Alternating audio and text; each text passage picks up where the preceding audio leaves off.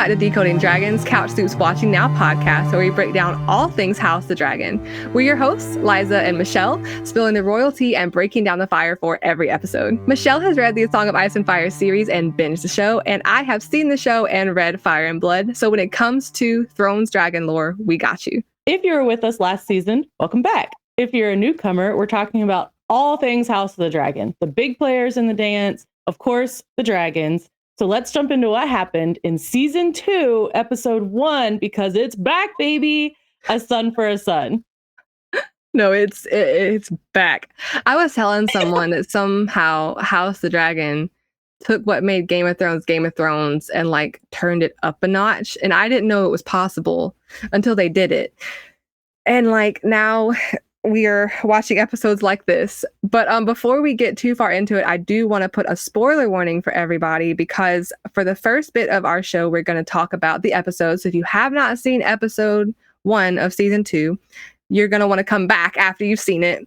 And our Dragon Dream section later may contain spoilers for episode 2, because we are discussing the canon. So it's, all the stuff that makes the show what it is and what might be coming. So giant spoiler warning, moving on.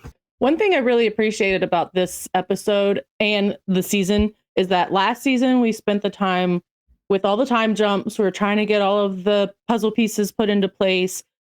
But now we can focus on what is to come. Like everything has been put together because of season 1. And so now with season 2, it's like, we know that these are the players that we're going to be dealing with for the next 8 episodes or however many episodes there are. Yeah, and it will be nice having it like more linear. I agree. And it gives us more time with each character, like as their present self, because we did get a lot of backstory and stuff that kind of sets each character up for where they are at, as a person and emotionally for the rest of the dance. Like there was a lot of, I don't want to call it prequel stuff, but it was kind of like prequel to what actually happens in the Dance of Dragons. So no, I agree. I think like the linear stuff is going to be like so much.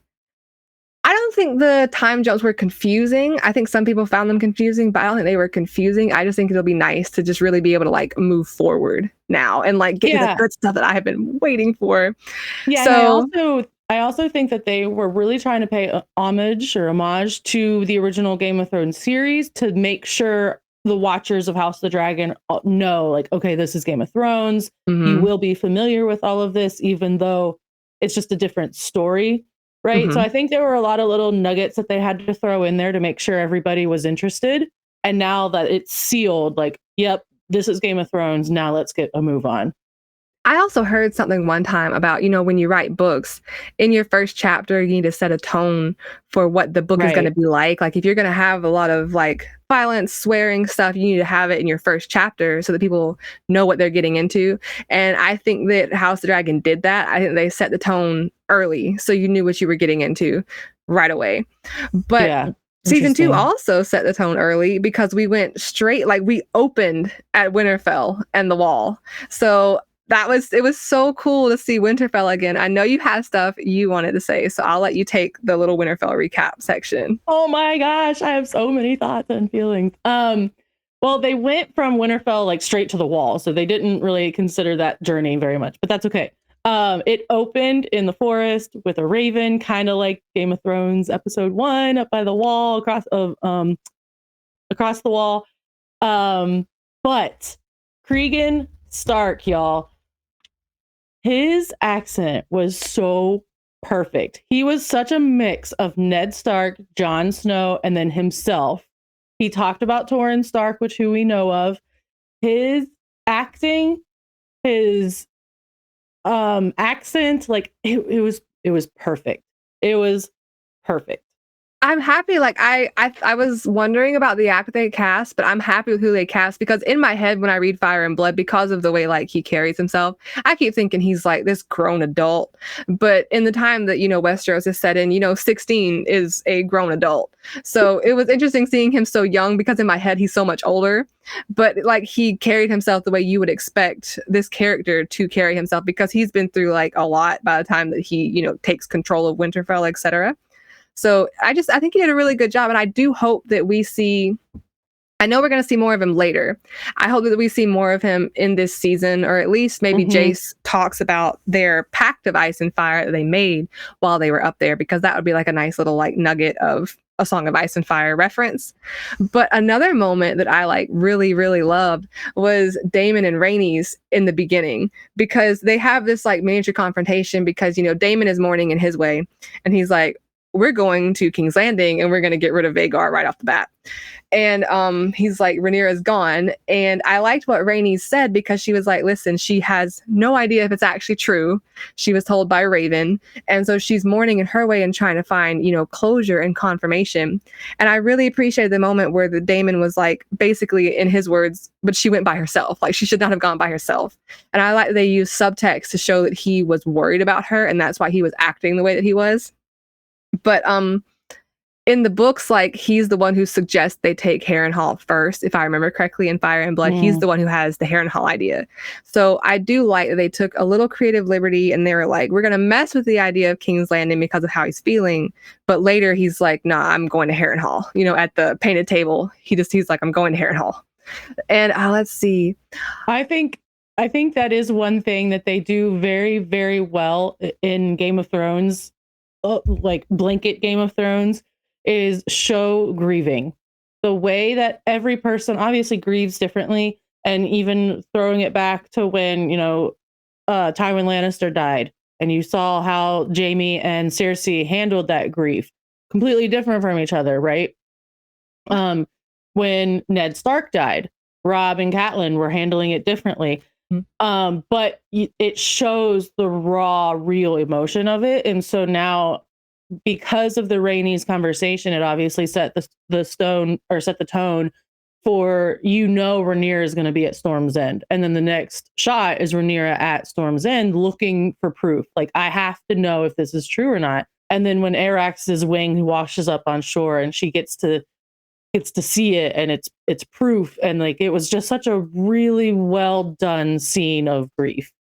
I agree. No, that was heartbreaking, like seeing her find, and part of me is happy that she didn't find him, but the little piece of cloak was somehow so much sadder because of what it entails, that you only found a piece of clothing. It's so much worse. But that was actually the next thing that I wanted to like react to, I guess, or chat with you about, is Luke's funeral scene and Rhaenyra's parenting, because we were talking about the Rhaenyra parenting versus Alicent's parenting in our previous episode where we broke down the dueling trailers. And when Jace came back and he was trying so hard to, because I mean, by our standards, they're children. Like, Jace is like 16, and that's a kid, like, in today's standards. So he came back and he was trying so hard to be like, I'm strong. Here's my report. I did everything you sent me to do. I was successful. And she's like, no, bring it in. We're just gonna hug this out. And I was just like, because we've seen how Alicent treats her kids. And in my opinion, I think Rhaenyra is a better parent, like, as far as like the way that she shows affection to her children. For sure. And the Jace scene of trying to come in and be like the commander and warrior that she sent him off to be, and then he's just like, I can't. And yeah, I binge watched season 1 prior to yesterday. And one thing I kind of appreciated, and this is so random, is Rhaenyra had very little to say in this episode. She literally only had one line. But one thing that I appreciated was she's not pregnant now. So like in season 1, she was pregnant and not pregnant a lot. But you could see the difference in her moving around. Much better, much easier. You could see the difference in how some of her gowns fit her. And so that scene where it's Jace and her trying to deal with it, it's a completely different Rhaenyra than we've seen before. Yeah. She's not pregnant. She's not grieving the loss of an infant, but she's still grieving the loss of a child. And so she's able to open up with her firstborn and really just bring it in. Yeah, and I think that season 1 set up where she is, like, personally really well, because in the books, like, pregnancy was not easy for her. So, and she was having children like back to back to back, like for a minute. And then she lost her last one and it just like devastated her. And then for our poor, I call her Ray Ray in my head. Like, she's just, it's gonna be like dominoes after this, and I am not ready. And I'm just like, somebody hold her, like hug her, keep her safe, because in my opinion, show Rhaenyra is also nicer than book Rhaenyra. So it's like, it's interesting seeing like the creative direction that each of their characters are taking. Agreed. But no, and then seeing Alicent like light the candle for Luke, like simultaneously, I still feel like we were robbed from book Alicent, because book Alicent is like Cersei on steroids, kind of. But for that scene where she was being a little softer and like kind of acknowledging that war costs on both sides, I'll give them that scene. That was a good scene. Listen, that's the most that I have talked to my TV since football season. I wanted her to do it. I was like, you better. No, you're good. You should. Better. And the way that they were going back and forth, I'm like, you better just do it. And then Dell was like, all right, you get a slip this episode. Yeah, and it was kind of like the struggle, I guess, of taking responsibility for something that was like that fucked up. Like, because we can blame Aemond all we want, but Alicent usurped the throne. Like, I don't care what anybody says. Alicent and Otto in the show usurped the throne, and Aemond said something at one point, and I was like, they kind of like shed a light on what he thought about his parents. And he was like, basically, no, this was my mom's and Otto's doing. I'm just doing what I'm supposed to do as their son. Like, it's my job to be the sword. They started it. I'm doing what I'm supposed to do. But like the fact that Vhagar was an accident in the show, I'm just like, I still can't get over the fact that it wasn't on purpose. I'm just like, we all know that it was on purpose. So leading into that though, that conversation between Aemond and Kristen Cole, right? One thing, if you notice, the dialogue was my father this, my father that, and then he's like, Alicent has feelings for the enemy, and it was like, oh. Yeah, no, that was really like psychologically telling. Yeah. No, because I didn't know, like, okay, from the show, I didn't realize that Viserys' sons liked him that much. I didn't think he spent a lot of time with them. So I thought that maybe like, what am I trying to say? I'm trying to say that I didn't know Aemond liked his dad that much. Right. But it's nice knowing that he does, I guess, because in my opinion, like, show Viserys is better than book Viserys, which is so rare for a TV show to do. But no, show Viserys was like, So it was nice kind of like seeing him remembered well by at least one of his children, I suppose. Even if it is Aemond. I don't even like Aemond, but it was still nice. And Aegon even said something about how, like, or maybe it was in the after the show, like, featurette, where he was like, his father didn't really spend a lot of time teaching him the ways of war, and he was a very peaceful king, and so that's why he wanted to bring Jaehaerys into the small council meeting, and he's like, I want him to have the experience that I never got to have. Right, because it was always Rhaenyra at the small councils. And you would think you would okay, the phrase is an heir and a spare. You'd think you'd train the spare too, but I guess not. Correct. So, but no, you make a good observation. And we knew what was coming the second that they put little Jaehaerys on screen. We just, But that's for later in our episode to discuss.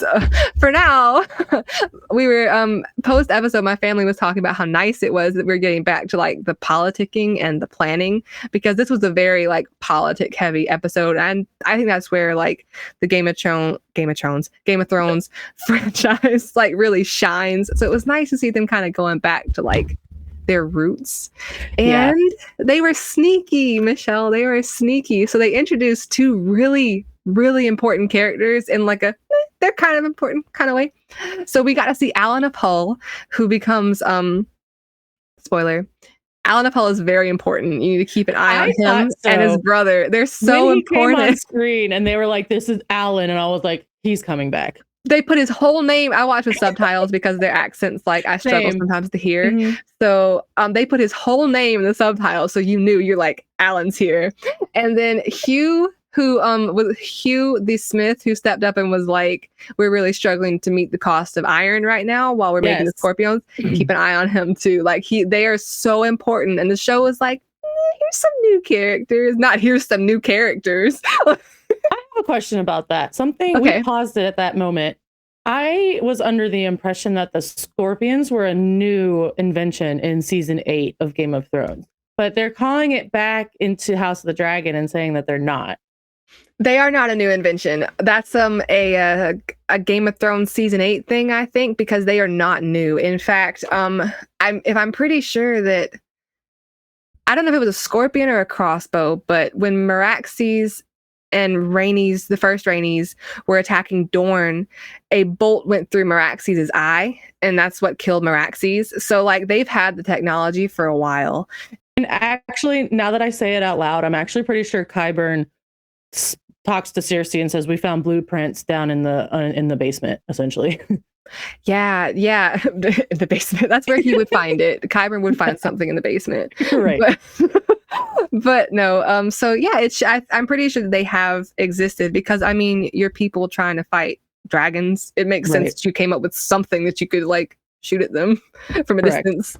No, we made a joke because they were like dragon approaching, and it took them forever to realize it was Vhagar. I was like, y'all need flags or something. Like y'all need to just hold a flag and be like, it's me. I said it was Vhagar. I was like, no, that's She's Vhagar. Relax. In her wings. Right. It's Vhagar. So speaking of important characters, let's go ahead and jump into our fire section. We're gonna leave the reactions behind and get into like the tea.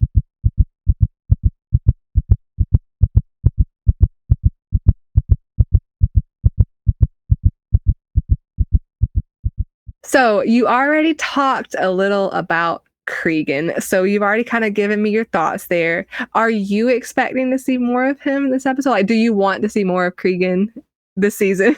Yes. So there were a few things that I left off of the initial reaction thing about it. One is this episode opened with the Stark theme. Yes. Just love. The music so far has been really, really good. There's a few aspects of the music I'll mention in a little bit, but opens with Winterfell and the Stark theme. Obviously, Jace is at the wall. And so one thing I actually really appreciated. Oh, sorry, my brain just buffered. Well, no, because I was just thinking that they didn't show the trip from Winterfell and the wall, but they actually did. They did, because I thought that was when the Winter Wolves were marching, but it wasn't. They were just going to the wall. Right. They were going to the weekend trip. And I was like, I thought this was the Winter Wolves. Yeah, because we just go to the wall for the weekend. Right. Let's just go to Eastwatch by the Sea for getaway. I look like a fool. My recaps are up for posterity on CouchSoup, right? So I'm just out there like, no, this is the Winter Wolves. This is when they're marching south. No, it was not. They're were just taking some dudes to the wall because they have a custom of like 1 in 10 goes to the wall. Right. But you reminded me of like, okay, I'm going to be slightly salty, but I'm going to be mature. I appreciated the fact that they mentioned that Jaehaerys and Alysanne's dragons would not fly past the wall because canonically, to my knowledge, dragons have not yet flown past the wall. Right. And I like they made a point to mention that. Cregan was like, no, Alysanne was here and Silverwing would not fly. Yes, Silverwing would not fly past the wall. I just thought that was like I saw it and I appreciated it. Yeah, so they did show the trip to the wall. But one thing I appreciated was exactly what you just said. They have that lore, apparently, of the 1 in 10 of their house gets to go. So it used to be an honorable thing to go to the wall. It wasn't only for the rapists and the criminals of the realm. It used to be a thing of honor, which obviously we know honor is what basically destroys the Starks.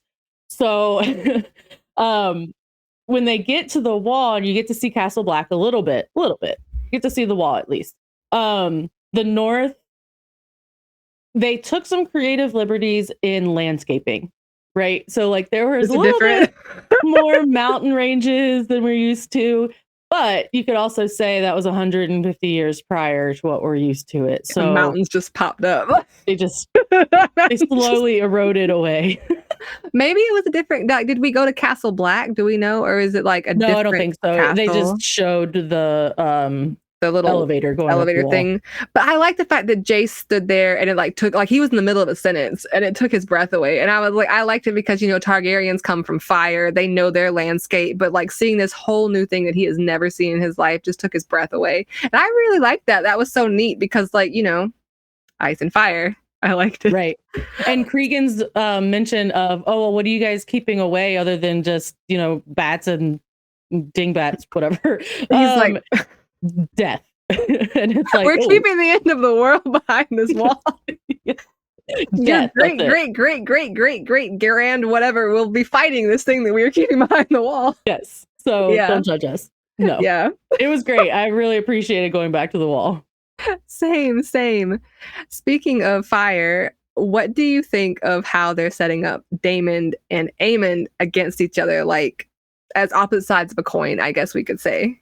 Beautiful. What's interesting to me is they are not setting it up themselves.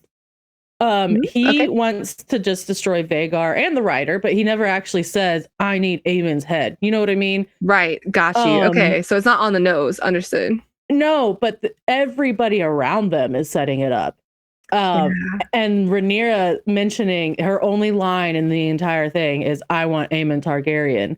And that was like the battle cry. Like, bet, let's go. My family sent me a meme and it was like the Dark Kermit, right? He's got his little hood on. And it's funny because Damon had a hood on. And the meme they sent me was like Rhaenyra, I want Aemon Targaryen. Damon, say less queen. Correct. No, they had me rolling. It was so funny. Though he did go to, like you were mentioning, King's Landing to be like, let's get Aemon Targaryen's head, obviously. But if you can't find him, there's other No, I'm things not that we saying can it out do. loud, but like there were that actually brings me to my next question for you. I think that we should put it on the table. Yeah. Talk about blood and cheese. We're just gonna get it done in the middle of the episode. If anyone content warning, we are talking about the death of a child in this section. So if you want to skip, I would say skip maybe 10 minutes and see if we're done talking about it. Yeah. Okay. Hello, everyone. Yeah, so that happened. The little featurette at the end of the episode, I always watch those. And what was really interesting was the writer said something like, what was the most bold decision that we made was giving the final 10 minutes of this opening episode to people that we don't even know. He's like, we are giving all of these people FaceTime. We don't even know who these people are. Why should we care what they're doing? And then we cared. Right. We cared. Okay, so in the books, I like both versions, and I am genuinely happy that we did not see book version on TV. So in the books, and again, if you haven't gone yet, this is about to be graphic, so use that what you will. But in the books, Helena is taking all three of her little children to go see Alicent, their grandma, before they go to bed. And that's where Blood and Cheese finds them, like in Alicent's room. So they, restrain Alicent, restrain Helena, and they tell Helena, they say, choose which one to die. And she points to her youngest son, maybe because she thought he was too little to understand, or because she was trying to spare Aegon's heir, right? But what they do, they kill the opposite son than she picked, and she's forced to live with the child. She's live with the child that she chose to die, and that obviously is incredibly hard on Helena. So that's the book version, and I am happy that we did not see the version. I think if you can tone a scene like this down, which I think no matter what you do, it's not toned down, but I think this was a not as graphic and horrifying as it could have been. But I watched with subtitles, and they put the subtitles of what was happening on the screen, and I was like, oh, it was horrible. It was horrible. But the acting was really good. Like Helena did a really good job acting. I think that Blood and Cheese both made it believable, like how, you got hired to do this thing. Like, it's a horrible thing, and like they know it. Like his hand is shaking, like he can't even hold the knife. So, and like Helena, like we mentioned in our previous episode, that is not neurodivergent, right? And you can see that very clearly that she doesn't quite understand what's happening, and she's not really able to process. So she just like points. And the two things that stuck with me through that scene was the awful thing that you were just talking about as she's leaving the room. The sound that was terrible. And then the way that they filmed just her trying to get to her mom. Like, I thought that was so well done. And I was like, okay, I don't know what a parent, like, I don't have children. I don't know what a parent is supposed to do in that situation. And even if I had kids, I don't know what a parent is supposed to do in that situation. But I did like that she, some people have like a freeze response and they can't do anything. I appreciated that Helena got her other kid very quietly and like composedly got her other kid to safety, and she went to her mom, which we'll talk about her mom and his face later. But she, she got her kid to safety, and she was like, that's where she, sat down. I was like, I thought that was like really good, like presence of mind in like a horrifying, like unfathomable situation. And she mentioned it, like, I love what they're doing with her character. Like, she's like, I'm afraid of the rats. And Aegon's like, the queen is an enduring mystery, is she not? I'm like, maybe you should listen to this enduring mystery, Aegon. maybe you should listen. And like, I know how he reacts to it because I did read the Fire and Blood, but he's sitting on his throne, like trying to figure out what to call himself. And like the amount of guilt that you would feel knowing you were trying to figure out what to name yourself while your firstborn son is like, I don't know how someone like handles that. Like that is like, it was I don't know. I do have 2 children, and how? I don't even know. I mean, I would love to sit here and say I'll fight back, but how do you know how you're going to react in any situation like that? Right. And I think that they didn't give her like a choice. Like, I'm pretty sure they meant it when they're like, you fight back, it's all of you. And it's like, well, like, when he pulls the knife away and she has the knife marks on her neck, so like they weren't playing. No, they were committed. And I think she did, like, I like that they showed that she did try in like a responsible way, like, here, I have a necklace, you can have whatever else that you want, basically. But like, she couldn't, because she would have gotten all of them killed. And I'm just like, no, that was tragic. And like I said, like, each opening episode so far has had something where they're like, this is what you're getting yourself into for this season. Because if I remember correctly, the first episode of season 1 was Queen Emma. Yes. Right? So, and then that was like horrifyingly gruesome and traumatic. And this episode 1 of season 2, is horrifyingly gruesome and traumatic. So I am sensing a trend. I'm really curious how they're going to show. I really want to know everybody's reaction, obviously. But the one thing that I'm actually not looking forward to, are they going to show a child's head being presented to King Aegon? You know what I mean? I actually have 2 thoughts on that. So the first one is the editing leads us to believe that Daemon was like, we want Aemond, but if you can't find Aemond, there are alternatives. So we have yet to see how Team Black will react to who was actually killed, because I, reading the canon, thought that it was this person on purpose. Like, I thought it was Jaehaerys on purpose, because Rhaenyra's son, Aegon's son. So it was like a son for a son, right, across the board, not up the board, across the board, because Aemond would be up the board, so I thought it was like equals. But so what happens with Blood and Cheese in the books is, I don't think that they make it out of King's Landing. Like, they shut King's Landing down. I'm pretty sure all the rat catchers, like, well, and I think that's going to happen, because if you saw the preview for the next season, you see just a very, very brief explosion of like blood somewhere, and you can tell it's in King's Landing. So I think they do get caught. Yeah, so I'm pretty sure that, I think, if I remember correctly, I think one of the 2 of them, I want to say it was Blood, gets caught leaving with the head in a bag. And then I think they torture him to see who set it up. And I forget if he ever like said it was Daemon or not, but I'm pretty sure I'm pretty sure he says it was Daemon. Blood out of Blood and Cheese, I don't think any of them are particularly loyal to Daemon. Like, they're loyal enough as far as coin is concerned, but I don't see them not saying who put them up to it. So if it is any consolation, which it kind of is not, they don't get away with it. So yeah, I don't think they do. But that leads us perfectly into my questions for you. So we're going to get into the blood of the season.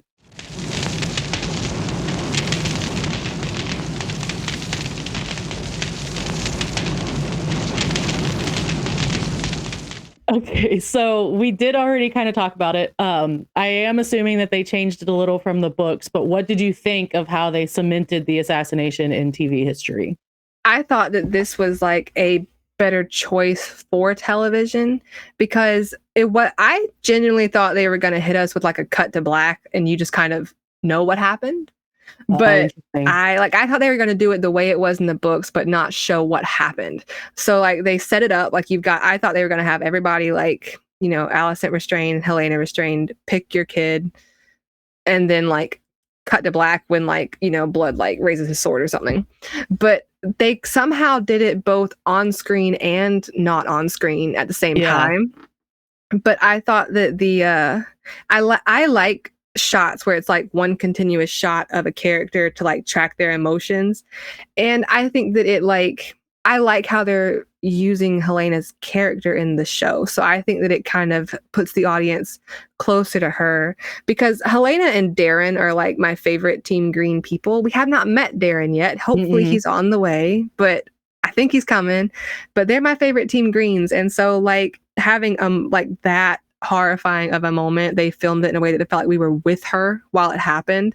I thought that was really good for like, a friend of mine sent me a video one time about how important it is for video games to sync the player and the character.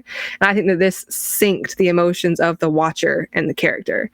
So like kind of, yeah, it was such an interesting video they sent me, but like, so I think it puts you in the emotion that she was feeling while we follow her through the castle to Alicent's room.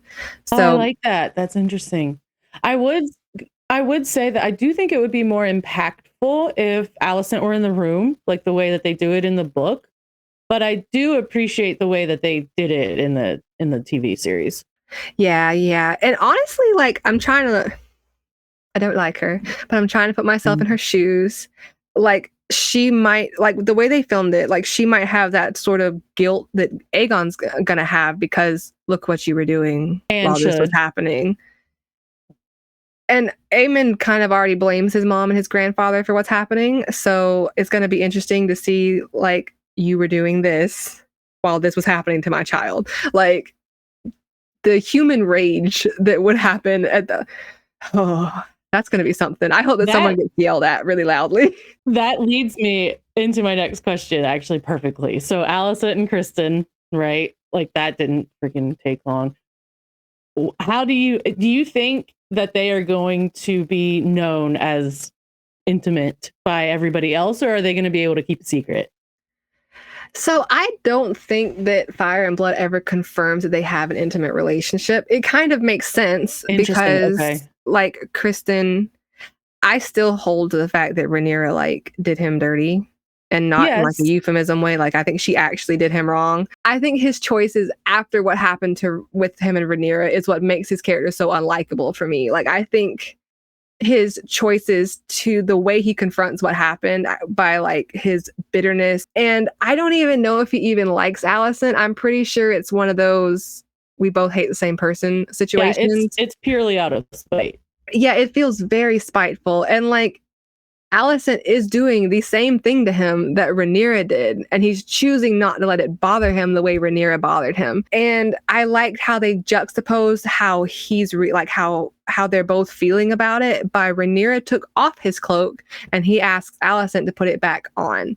And it's just like, you guys are doing the same thing that you're mad at Rhaenyra for. Like the same thing is happening, but we're going to pretend it's okay because you're doing it out of spite. So it is what it is. I do not ship them. Short and sweet. I do not ship them. They are not a ship for me. My final question for you is, Larys Strong is more meddlesome than Littlefinger. Was he the instrumental part of all of these large puzzle pieces in the book, like they're portraying him in the show? So he is the master of whispers for Aegon's team. Mysaria is actually the mistress of whispers for Rhaenyra's team.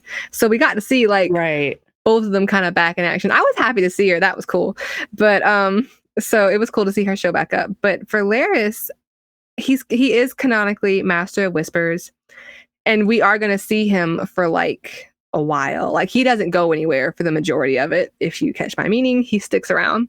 So, but I did appreciate them having him plant the seed for, spoiler, he is master of whispers for Aegon's team. I don't know, like they never confirm how many decisions he's behind specifically, but that's kind of the point of a master of whispers. Like you don't really know what gears they put into motion. You just know they got put into motion. But to me, he's terrifying because he does stuff Alicent did not ask him to do. I'm pretty sure he had all of her handmaidens killed at some point. I'm pretty sure they like alluded to the fact that like he got rid of her old staff, killed some of them and replaced them with new ones because the new ladies didn't know what to do. So I think he's much scarier than Littlefinger and Varys because he doesn't need to be asked to do something. He just sees it, thinks it's a good idea, and does it. And that's like so dangerous. Well, and we see in season 1 how he handles murdering his own father and brother. And then Alicent's like, I didn't ask for that. Something that you just mentioned that I think is really interesting is you mentioned that Otto is fighting a war of ravens, right? When there's dragons to be had. But I think that could be an instrumental part of Alicent and Otto's mistakes of this war, because they weren't raised with the power of dragons, right? They just kind of came into it. I understand Alicent was a young bride and they've been around for a long time. He's been the hand of the three kings, but you aren't raised with that knowledge of these are dragons and these are very powerful, and they just kind of came into it. Yeah, I actually, speaking of Otto being hand to three kings, I think Aegon is his third, if I'm wrong. I think Aegon's his third, but Otto saw Vermithor. Like, if you were hand to Jaehaerys, like, you saw this giant dragon. And isn't Vermithor the dragon that Daemon sings to and may be coming back? Yes, and Vermithor is coming back for sure. Otto has seen Vermithor, and I'm pretty sure at least once or twice he's either heard of or seen him in action. So, like, he can't plead naivety because you've been handed three kings. Like, you should have been ready for this from the beginning. Like, Rhaenyra was not going to go gently. So, Alicent's holding back because of her feelings for Rhaenyra. Otto started this, and I don't know why he's holding back. Like, I feel like you should have known what was about to happen. And I think I kind of like that Aemond called them out on that, because if you're going to start something, you do have to be prepared to finish it. Also, Daemon, like, he knows who he's up against with Daemon. Like, he and Daemon have had a beef for a minute. I do hope Daemon and Otto get to meet on the battlefield. Not necessarily on the battlefield, but like, let's do some scheming between those two, because that would be fun. Some sort of, like, even if they're working against each other off screen, like something, right? Exactly. Because they have had like problems from the start. Otto thinks that Daemon would have made a bad king, and I disagree based on the general planning that occurs, like the strategy and planning that he does in Fire and Blood. I think he's got a mind for when to have an iron fist and when not to, but we shall see. Yeah, we shall. Which is perfect. That leads us directly into our Dragon Dream section.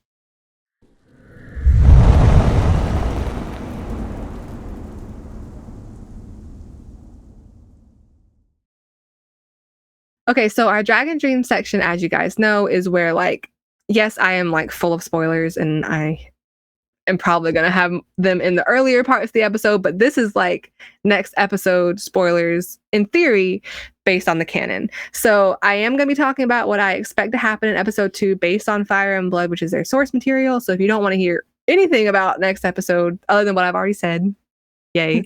Thank you for being here. No. Thank you for being here. We will see you next week. Okay, but on to like the royalty and the juice and the fire. Okay, so we are setting up for Rook's Rest. So that scene where you see Kristen Cole and Aemond sitting around, I think they mentioned Staunton. I do not remember the house names exactly, but I do know that that whole plan they're concocting culminates at Rook's Rest. I do not know how fast we're going to be moving. I anticipate Rook's Rest to be episode 4-ish. I could be wrong. I might get here earlier, but I think it'll be around episode 4. But Rook's Rest is huge, and I'm going to save those spoilers for like the episode before it happens, hopefully, if I get my timing right. So my expectations for episode 2 is obviously we're going to react to Jaehaerys' murder.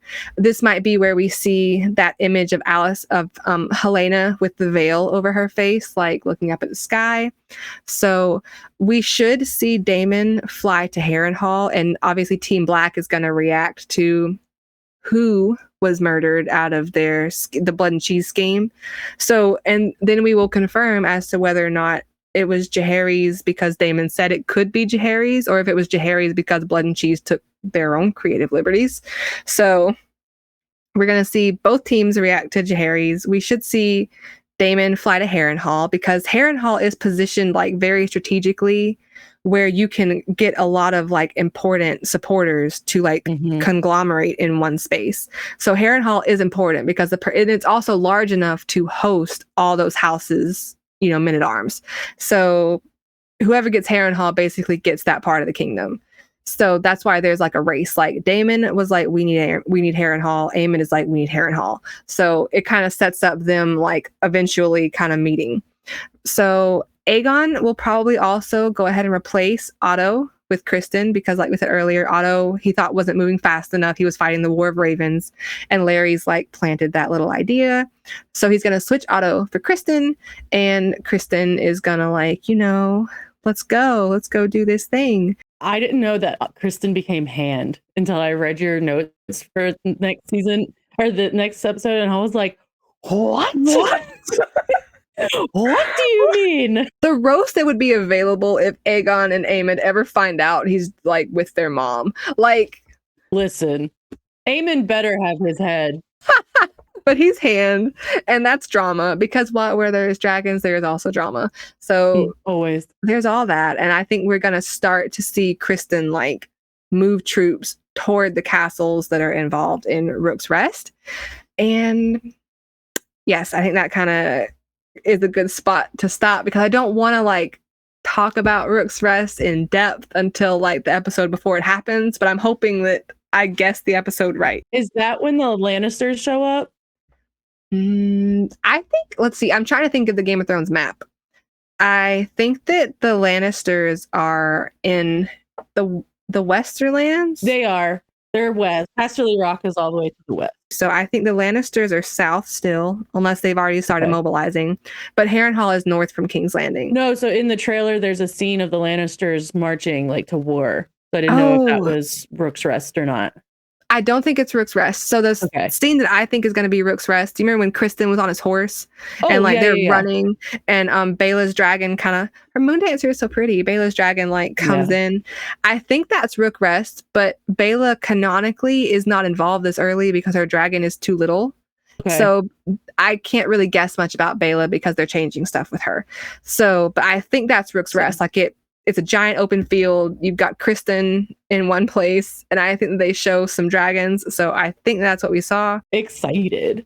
I'm so excited. I'm really happy it's back. I'm thrilled to be back in Westeros as always. Same. I really dislike Alicent and Team Green.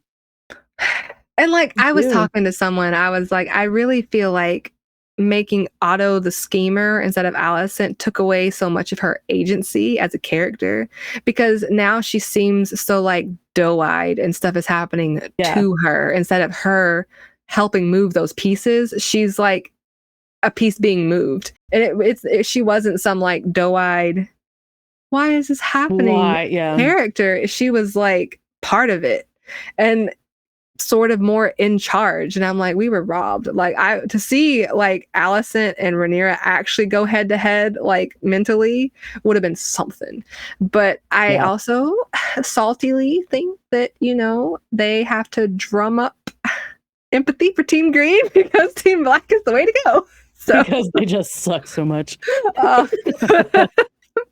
And if we have Team Greeners watching, please feel free to make your case in the comments. Like I am happy to hear out your side of things. Like absolutely. I would be so happy to like hear you make your case for your team because that's what's like so fun about this and all the banners that they've been putting around the whole world. My family was like sending me all these pictures of like banners being raised all over the place in real life, and it's like the whole world actually chose sides. Cool. It's so cool. It's like we're actually in Westeros. People are actually choosing sides. So Team Green, if you are watching this, make your case in the comments. We are here for the drama and we are here for the fun. So.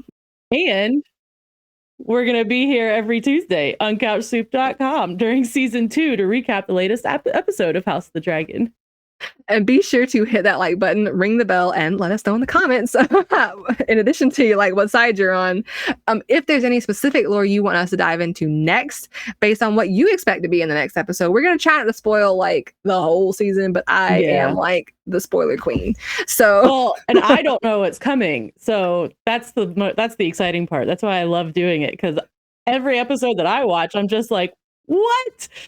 I only got one thing ruined for me today, and that's okay because it's not really it's okay. Was it Otto and Kristen? Was it the hand thing? It was the hand thing. I had no idea he was gonna be hand, and I'm like, I'm a little salty about it. I know. No, when we first like agreed to like do the podcast, I was like, Michelle, I'm gonna ruin everything for you. You're gonna know what's happening. Like, I'm here for it. A week ahead of time. But maybe if you're like really busy, like you'll forget.